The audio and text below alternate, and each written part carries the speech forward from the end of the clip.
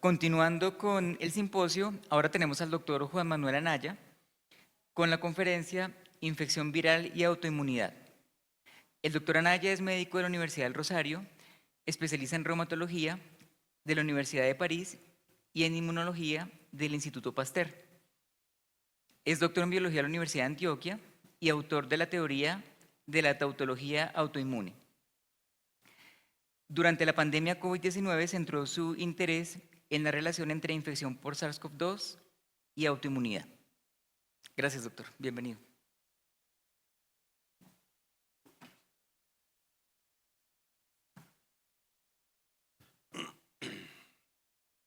Bueno, muy buenas tardes para todas y para todos. Muy complacido de estar en este Congreso de Virología. Muchas gracias al comité organizador por su generosidad para conmigo, al doctor Roncancio por haber sugerido esta conferencia, que va a tratar, como su nombre lo indica, de la relación entre infección viral y autoinmunidad. Esta conferencia está basada tanto en la experiencia como en la evidencia.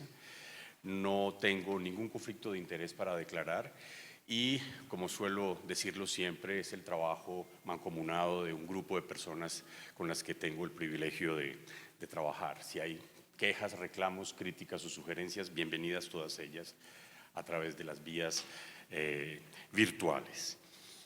La inmunología es la ciencia que estudia el reconocimiento de lo propio y la tolerancia, básicamente.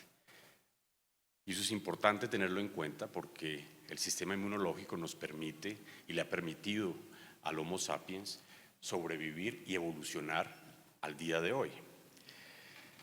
Por el contrario, cuando esa tolerancia, particularmente central y aún periférica, falla y el sistema inmunológico deja de reconocer que lo propio es propio y lo ataca, a eso se le llama autoinmunidad. Y la autoinmunidad tiene ciertas etapas. La primera de ellas es la que se conoce como autoinmunidad latente, que no es otra cosa que la presencia de autoanticuerpos o biomarcadores de enfermedad autoinmune en personas que no tienen signos y síntomas. Personas que pueden tener anticuerpos, por ejemplo, anti-TPO, pero tienen niveles basales de TSH normales, tienen autoinmunidad latente. Lo interesante de esa autoinmunidad latente para todas las enfermedades autoinmunes es que la presencia de esos biomarcadores, entiéndase autoanticuerpos principalmente, son predictivos de autoinmunidad. Los hermanos de niños o niñas que tienen diabetes tipo 1, que tienen en suero anticuerpos anti-GAT65, anti-IA2 o anti-insulina y son portadores de HLA-DRB10301, van a ser diabetes en el año o en los 2 años siguientes a la que se detecta esa presencia de anticuerpos, de autoanticuerpos. Ahora bien, la autoinmunidad manifiesta es pues el daño tisular producido por la pérdida de la tolerancia que genera síntomas y signos y que los médicos clasificamos como enfermedad autoinmune. Si esa enfermedad autoinmune está dirigida contra la mielina en el sistema nervioso central, se llamará esclerosis múltiple. Si está dirigida contra las células beta del Langerhans, se llamará diabetes tipo 1. Si está dirigida contra los melanocitos, se va a llamar vitiligo y así sucesivamente. Ahora bien, es muy frecuente que los pacientes con enfermedades autoinmunes presenten lo que se llama poliautoinmunidad, es decir, la presencia, cuando es latente, de autoanticuerpos específicos de otra enfermedad autoinmune no relacionada con la enfermedad autoinmune que el paciente tiene. Pacientes con artritis reumatoide que tienen anticuerpos antitiroglobulina o anti-TPO son pacientes que tienen poliautoinmunidad latente y que muy probablemente van a hacer hipotiroidismo en el futuro. De la misma manera, cuando eso se lleva a cabo, en esta situación se conoce como poliautoinmunidad manifiesta.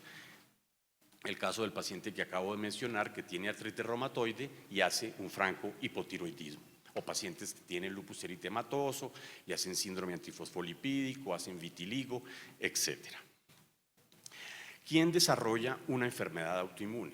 Las enfermedades autoinmunes son enfermedades crónicas, no transmisibles, que desde el punto de vista genético y por extensión se utiliza la misma terminología, son enfermedades complejas. Es decir, son enfermedades que en primer lugar no son monogénicas, por el contrario, son poligénicas y son multifactoriales, es decir, las enfermedades autoinmunes ocurren en aquellos individuos en donde hay una coincidencia entre factores hereditarios, entiéndase múltiples polimorfismos genéticos, y insisto en la palabra múltiples porque no es uno, ni dos, ni tres. En lupus, por ejemplo, conocemos hasta la fecha más de 200 polimorfismos asociados con la enfermedad.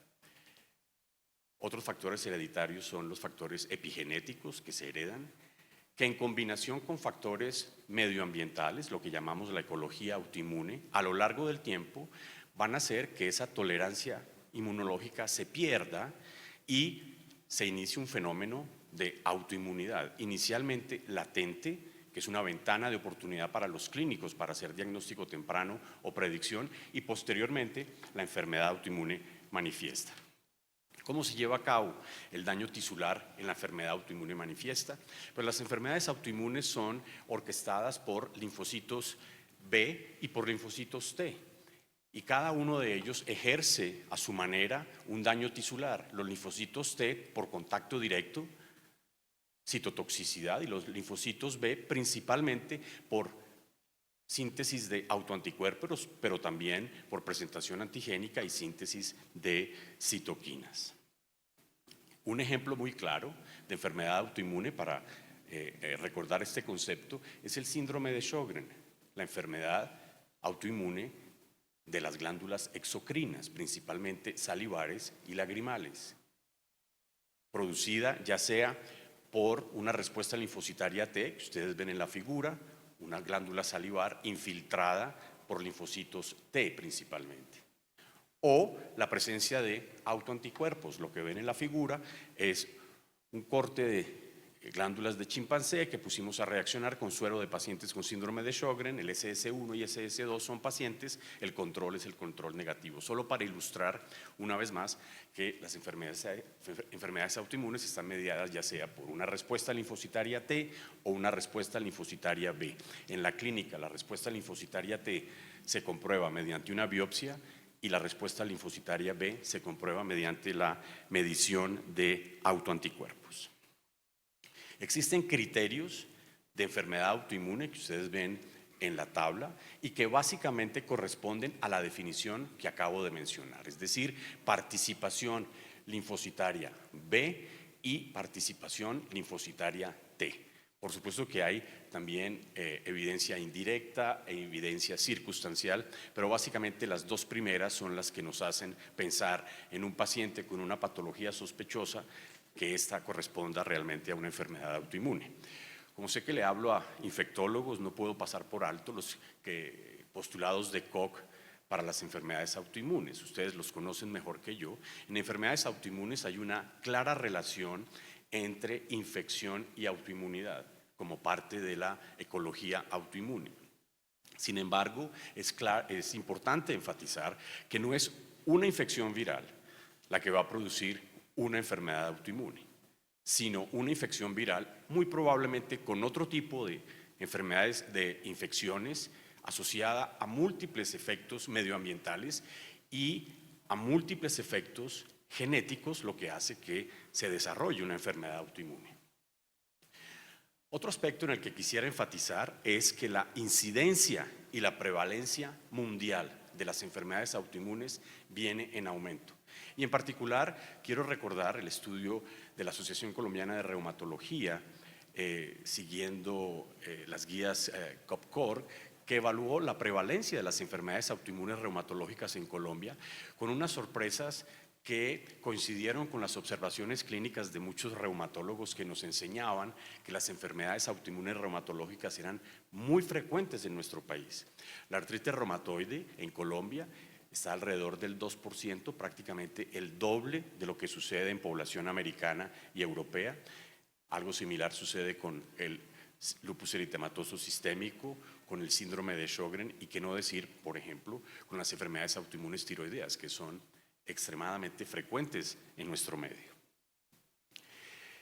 Todas las enfermedades autoinmunes tienen mecanismos comunes compartidos entre ellas. Y eso fue lo que nos llevó a proponer la teoría de la tautología autoinmune, que no es otra cosa que la demostración de que en las enfermedades autoinmunes la expresión clínica varía en función del órgano afectado, pero los mecanismos fisiopatológicos que conducen al daño tisular y a la expresión fenotípica de estas enfermedades es similar. Uno de los argumentos de la tautología autoinmune es precisamente el efecto medioambiental, que ustedes ven señalado como número 7. Esa relación entre el medio ambiente y las enfermedades autoinmunes la hemos llamado ecología autoinmune. Y esa ecología autoinmune, por supuesto, es múltiple. Agentes fisicoquímicos, formas de ser del individuo, su ancestría, entre otras, así sea esta genética, por supuesto, pero están también las infecciones. Y desde ese punto de vista, hay múltiples virus que se han asociado con el desarrollo de enfermedades autoinmunes, como también hay algunas infecciones que se han asociado con la protección de las enfermedades autoinmunes, como por ejemplo la helmintiasis en los jóvenes. Uno de los virus más citados en enfermedad autoinmune es el virus del Epstein-Barr. Ustedes ven aquí el resultado de un estudio de serología que hicimos en nuestras cohortes con pacientes autoinmunes, en donde observamos que, sin lugar a dudas, la prevalencia de la infección por virus del Epstein-Barr en pacientes con enfermedades autoinmunes fue significativamente mayor en estos comparados con controles.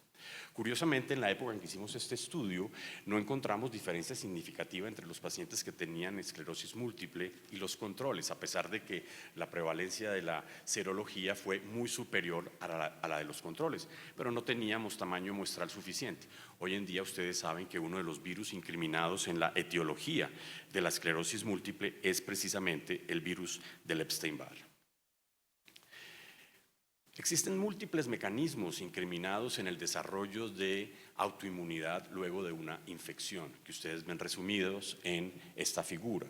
Entre ellos, vale la pena resaltar el mimetismo molecular o reactividad cruzada, secuencias peptídicas de un virus que semejan antígenos propios o autoantígenos. Y el sistema inmunológico, al reaccionar contra esas secuencias o contra ese virus, no solamente ataca al virus, sino ataca tejidos propios. La propagación del epítope, en donde la infección crónica genera a nivel de tejidos liberación de antígenos crípticos o autoantígenos crípticos que van a ser reconocidos por el sistema inmunológico y van a desencadenar una respuesta autoinmune. Los superantígenos son secuencias peptídicas que no necesariamente son presentadas a través del complejo mayor de histocompatibilidad y que pueden activar linfocitos T autorreactivos o aún linfocitos B autorreactivos. Voy a detenerme unos minutos al final de esta charla para hablar de la relación entre el virus SARS-CoV-2 y autoinmunidad. Nuestra primera observación tuvo que ver con un grupo de 100 pacientes que pudimos atender e investigar y en quienes observamos que el síndrome post-COVID afectaba múltiples órganos y sistemas de manera simultánea y observamos cómo los 4 principales sistemas que afecta el síndrome post-COVID son el músculo esquelético, respiratorio, por supuesto, digestivo y neurológico. Y eso nos permitió de manera arbitraria hacer una clasificación de estos pacientes en función de la severidad que llamamos extensión del síndrome post-COVID. No teníamos un cuestionario para tener un índice de severidad. Entonces decidimos que el paciente que tuviera 4 compromisos estaba más grave que aquel que tuviera 1. Y lo que hicimos fue medir en estos pacientes un panel de citoquinas que ustedes ven en el mapa de calor. Y lo que observan es que hay 3 columnas, verde, azul y anaranjada, que indican la severidad del síndrome post-COVID en función de la extensión del compromiso. La columna verde corresponde a un solo compromiso, la columna azul 2 o 3 compromisos y la columna anaranjada 4 compromisos. Y lo que ven ustedes es que la expresión de las citoquinas que evaluamos fue muy diferencial, siendo mucho mayor en aquellos con post-COVID severo. Decidimos evaluar desde el punto de vista estadístico algunas de estas citoquinas, pero en particular nos llamó la atención el factor de necrosis tumoral. Y ustedes ven aquí el análisis que hicimos en función de la severidad y en este caso de los niveles de factor de necrosis tumoral alfa. Y como pueden darse cuenta, a mayor severidad, mayor expresión y síntesis de factor de necrosis tumoral alfa. Eso nos hizo entender que este síndrome era un síndrome clásicamente inflamatorio y que muy probablemente, como lo habíamos observado en la COVID aguda, había una relación muy estrecha con fenómenos autoinmunes. Fuimos quizás uno de los primeros grupos en mostrar que los pacientes con COVID-19 agudo durante la hospitalización presentaban un sinnúmero de autoanticuerpos sin tener enfermedad autoinmune manifiesta, hacían autoinmunidad y poliautoinmunidad latente. Todavía no sabemos por qué. Entonces, con este resultado decidimos buscar pacientes que habíamos estudiado durante la hospitalización y evaluar qué había sucedido con ellos. Y en resumen, estas múltiples gráficas lo que muestran es que la autoinmunidad que observamos durante la fase aguda se mantenía, y no solamente se mantenía, sino que había pacientes que desarrollaban nuevos fenómenos autoinmunes después de la infección. Luego, si bien no estamos hablando de causalidad, sí es muy probable. Y de la misma manera observamos que había una persistencia del estado proinflamatorio de estos pacientes, tanto a nivel de citoquinas proinflamatorias como de subgrupos celulares, tanto linfocitarios T como B. Eso nos hizo ir un poco más allá y el siguiente paso fue confirmar estos resultados mediante otro análisis que hicimos creando un microarreglo de autoanticuerpos y de anticuerpos. Y pudimos evaluar más de 120 autoanticuerpos de manera simultánea en estos pacientes y observar cómo cerca del 60% de los pacientes tenían autoanticuerpos. Anticuerpos específicos contra tejidos tiroideos, por ejemplo, contra células del sistema inmune, contra linfocitos T, anticuerpos contra citoquinas, como por ejemplo anticuerpos antiinterferones tipo 1, que ya habíamos observado en la COVID aguda y que ahora lo que estamos mostrando es que esos autoanticuerpos persisten. Ustedes saben que los anticuerpos antiinterferón tipo 1 en los pacientes con COVID aparecen progresivamente con la edad, son mucho más frecuentes en los adultos mayores que en los jóvenes, se asocian con ciertas mutaciones y sobre todo con mortalidad entre el 5 y el 20%. Algunos de esos autoanticuerpos, como dije, están asociados con mutaciones específicas, pero otros no. Luego no sabemos cuáles son los mecanismos por los cuales este virus genera este fenómeno de autoinmunidad y muy probablemente los mecanismos que mencioné anteriormente estén directamente incriminados en el desarrollo de autoinmunidad. En esa serie de pacientes, de 100 pacientes, 3 desarrollaron franca enfermedad autoinmune, uno desarrolló lupus, otro polimiositis y otro tiroiditis. En la literatura cada vez son más los casos de enfermedad autoinmune manifiesta durante la COVID o después de la misma, como parte del síndrome post-COVID. En resumen, la autoinmunidad es característica del síndrome post-COVID y está asociada con la infección por SARS-CoV-2. De hecho, la presencia de los autoanticuerpos se asoció y se correlacionó con la presencia de anticuerpos anti-SARS-CoV-2. Y la autoinmunidad latente, como lo digo, se asocia con esta respuesta viral contra el SARS-CoV-2. Yo les agradezco mucho su atención y como lo mencionó el coordinador, me tomé unos minutos antes para poder responder alguna pregunta si la hubiera. Muchísimas gracias.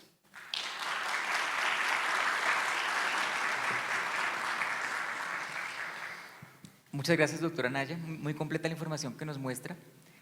Fuerte trabajo, se nota. ¿Preguntas para el doctor Anaya? ¿Cómo está, doctor? Una pregunta, no sé si tuvieron la oportunidad de hacerlo. ¿Había algún registro de cómo se categorizó la infección por COVID en esos pacientes que estaban post-COVID? ¿A qué me refiero? Si la cuantificación de esos fenómenos de autoinmunidad tuvieron en cuenta si se había tratado un COVID leve, moderado, severo, si habían pacientes que habían pasado de pronto por cuidado intensivo, porque si uno piensa de pronto en la magnitud de la lesión tisular que puede experimentar un paciente que tiene un COVID severo, pues probablemente tendería a pensar que fenómenos de mimetismo molecular pueden estar más presentes para favorecer esa formación de anticuerpos. Entonces pensaría que de pronto estratificar viendo qué tan severo fue el COVID frente a cuál es la magnitud de autoanticuerpos sería interesante. Sí, señor. Eso lo hicimos. De hecho, quisiera recordar que fuimos uno de los primeros grupos en mostrar que en el caso del síndrome post-COVID no había asociación con la severidad del COVID agudo. Nosotros vimos pacientes y vemos todavía pacientes que tuvieron COVID muy leve y que hacen síndrome post-COVID muy severo. Es algo muy curioso, pero es así. En este estudio que mostré no encontramos que hubiera una asociación con el antecedente per se. Encontramos que algunos de los autoanticuerpos, como por ejemplo antiinterferón gamma, se asociaba con la persistencia de manifestaciones pulmonares. Fue la única asociación. No quisimos ir más allá por la pérdida de poder, porque tampoco teníamos muchos pacientes para evaluarlos, pero sí hicimos esos análisis. Gracias. Muchísimas gracias por la excelente presentación. Tenía una curiosidad respecto a si tienes conocimiento de estudios previos antes de la pandemia con relación a fenómenos de autoinmunidad en otros coronavirus, que pues obviamente, creo yo, sin lugar a dudas, y todos creo que estamos de acuerdo en eso, se estudiaron mucho menos que lo que se ha estudiado SARS-CoV-2, pero que de todas maneras causaron problemas importantes como el caso del MERS y del SARS, y me genera la inquietud si esto es algo solo que se está viendo con SARS-CoV-2 o si en el pasado quizá pasó desapercibido, no se evaluó, no se estudió o qué habrá sucedido desde el punto de vista de autoinmunidad con otros coronavirus que de hecho produjeron epidemias. Sí, tienes razón y gracias por la respuesta también, porque lo que sucede con la autoinmunidad es que es un área dijéramos que no es estudiada en todos los centros hospitalarios ni por todos los grupos y muchas veces pasa desapercibida. Por ejemplo, recuerdo que hace un año y medio en un simposio virtual me invitaron a presentar algunos resultados y conté la relación entre autoinmunidad y COVID-19 y pasó completamente desapercibido y conté lo de la historia de los anticuerpos antiinterferón tipo 1 que habíamos estudiado, colaboramos con el grupo de Paul Bastar, etcétera. Y estos anticuerpos se pueden hacer en el laboratorio, no tienen mayor complique. Hay ELISAs muy buenas que permiten evaluarlos, pero no se les presta atención. Con las anteriores infecciones por coronavirus hay evidencia de autoinmunidad latente, pero se quedó ahí, como la hay también con el MERS y como la hubo también con el ébola. De hecho, los pacientes que se recuperan de ébola hacen cuadros autoinmunes, ¿cierto? Eso es lo que hemos aprendido. Gracias, doctor Anaya. Mucho gusto, doctor Cifrero. Viene aportando conocimientos desde Medellín cuando yo estaba chiquito y él también. Se viene planteando por parte principalmente de los antivacunas de la posibilidad de generación de autoanticuerpos post-vacuna. ¿Cuál es su opinión al respecto? Bueno, hay pacientes que después de vacunarse hacen fenómenos autoinmunes. Hemos visto y llevamos una pequeña cohorte de pacientes. Desafortunadamente, para esos estudios de asociación, dada la incidencia de las enfermedades autoinmunes tan bajita, se necesitan millones de pacientes. Yo le puedo contar que he visto pacientes con enfermedad autoinmune postvacuna, están publicados, en particular recuerdo uno de un paciente adulto que hizo hepatitis autoinmune y hemos visto otros. La característica de estos pacientes es que si bien les da enfermedad autoinmune, es una enfermedad autoinmune que responde muy rápido a la inmunosupresión. Este paciente que comento con la hepatitis autoinmune estuvo hospitalizado, lo diagnosticamos, hicimos el diagnóstico diferencial, lo tratamos y prácticamente a los 15 días sus transaminasas, su estado funcional estaba normalizado. Eso me llamó muchísimo la atención. Lo mismo he visto con pacientes con lupus eritematoso, que hacen lupus eritematoso posvacuna, pero el tratamiento los mejora rápidamente. Estamos haciendo el seguimiento, no sé qué vaya a pasar en el futuro, pero sí los hay. Ahora, mi opinión ya personal es, ¿hay que vacunarse o no? Por supuesto que hay que vacunarse. Y yo le agradezco mucho su observación porque desde mi experiencia se puede prestar a malentendidos cuando se habla de relaciones autoinmunes, etcétera. Entiendo o les pido que entiendan que es un fenómeno, dijéramos, que yo comparto desde la investigación, desde la ignorancia, desde las preguntas que nos hacemos en el laboratorio, pero de ahí a que tengan un impacto en la política pública, por supuesto que no. Entonces, pacientes con enfermedades autoinmunes, ¿se deben vacunar contra COVID-19? Por supuesto que sí. Hay registros muy grandes europeos que han mostrado que la tasa de actividad o reactividad de los pacientes es mínima y la seguridad de las vacunas es igual o prácticamente similar a la de la población sin enfermedades autoinmunes.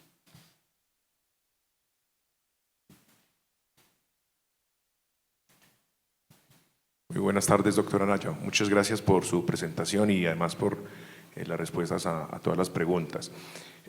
Yo tengo un par de ellas relacionadas con autoinmunidad en general y específicamente en virus. La primera es si es posible ver autoinmunidad involucrada en procesos fisiológicos sin que necesariamente impliquen patología o un proceso patogénico. Y la segunda es, en el contexto de la producción de anticuerpos antiinterferón, si estos se han documentado también en otras infecciones virales y si hay evidencia o datos que puedan sugerir el rol en infecciones por otros virus que desencadenaron la producción de estos autoanticuerpos y cuánto tiempo podrían llegar a tener un efecto biológico estos autoanticuerpos una vez son producidos. Muchas gracias. Bueno, voy a comenzar por la pregunta más difícil, que es la segunda pregunta. Yo no sé. Es decir, no soy virólogo en primer lugar, soy inmunólogo y no veo pacientes con enfermedades infecciosas producidas por virus. Luego tampoco la literatura la sigo de cerca. Si hay alguien en el auditorio que lo sepa y me quiera dar una manito, bienvenido. Con respecto a la primera pregunta, sí, y es muy importante porque tradicionalmente a los estudiantes les enseñábamos hace 20 años, cuando el doctor Sigifredo y yo éramos muy jóvenes en la universidad, que no se deberían tratar los exámenes de laboratorio porque muchos familiares, por ejemplo, y esto se lo debo a la experiencia en Medellín, por una región con una endogamia importante, muchos familiares de pacientes con enfermedades autoinmunes nos consultaban porque tenían anticuerpos. E inicialmente les decíamos que no, eso no le parara módulos, etcétera. Hoy en día no es así. Hoy en día sabemos que hay autoanticuerpos que son predictivos de enfermedad autoinmune. Eso depende del isotipo, particular IgG, por supuesto, de la afinidad, de la especificidad y del mismo tipo de autoanticuerpos. Es mucho más predictor de lupus la presencia de anticuerpos anti-DNA o anti-RNP que anticuerpos antihistonas, por ejemplo. Entonces, la respuesta concreta es no. A esos pacientes que tienen autoinmunidad latente, que es a lo que se refiere su pregunta, hay que hacerles un seguimiento. Hay que hacerles un seguimiento una vez al año o una vez cada 6 meses. Yo soy de los que aspiro que alguna vez en Colombia la medicina personalizada sea una realidad y ahí es un enfoque personalizado el que se debe hacer. Para que eso sea una realidad tenemos que tener acceso a exámenes que pueden ser inicialmente vistos como sofisticados, etcétera, pero que en realidad no lo son. Muchas gracias por la pregunta. ¿Hay una última pregunta? Estamos cortos de tiempo, pero bueno, tal vez sería como de la forma más corta.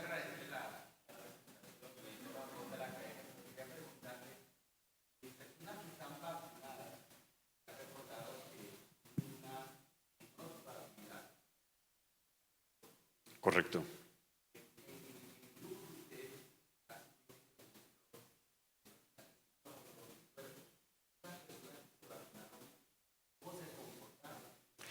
Sí, gracias por la pregunta. Esta cohorte que yo he mostrado de estos 100 pacientes tiene una particularidad. Fueron pacientes que vimos muy temprano y ninguno de ellos había estado vacunado. Pero lo que usted dice es cierto. Hay 8 estudios que han mostrado que la vacunación protege contra el síndrome post-COVID. Ahora, eso hay que entenderlo no como del todo o nada. O sea, habrá pacientes que aún vacunados pueden hacer síndrome post-COVID. Lo otro es, el paciente que tiene síndrome post-COVID y se vacuna, esa vacuna, la protección o el efecto benéfico sobre el síndrome post-COVID sí es muy poca. Muchas gracias. Muchas gracias a todos una vez más.